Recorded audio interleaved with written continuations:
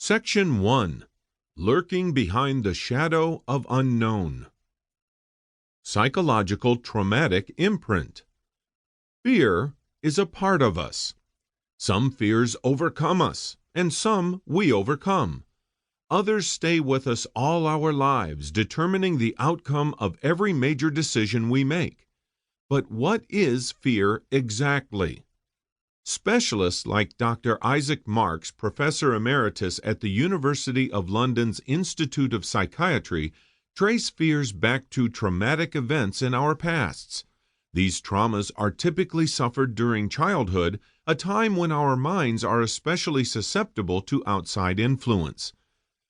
As children, we're still learning about the morals and principles that will define our adulthood, thus rendering us easily molded by experience.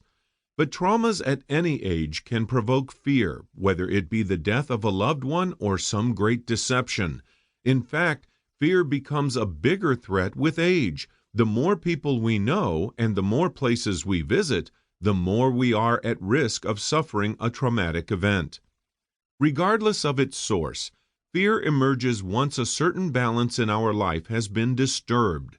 Imagine, for instance, losing everything, your home, your possessions, and along with them your peace of mind, in an earthquake.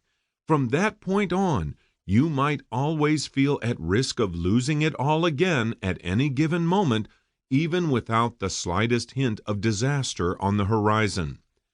Dr. Marks further distinguishes fears or phobias by their specificity. Where one person might be afraid of a particular breed of dog after being bitten by one as a child, another might have a general fear of heights.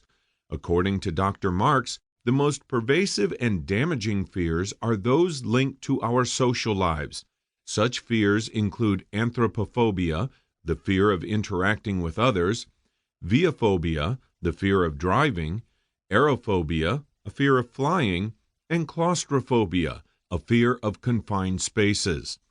Justified or not, fears can end up poisoning your life, leaving you unable to enjoy it the way you wish you could.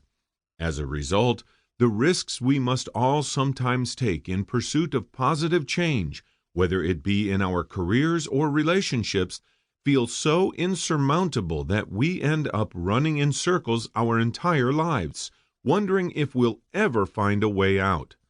Only when you realize that all the terrible repercussions you imagine exist only in your head can you take the first steps towards fending them off for good. Fighting your fears makes you more courageous. Those who have a particular phobia or are overtaken by uncertainties aren't cowards. They've simply allowed their phobia to hijack their thinking, behavior, and worldview, leaving them helpless and wary of exposing themselves to any situations that might trigger their underlying fears.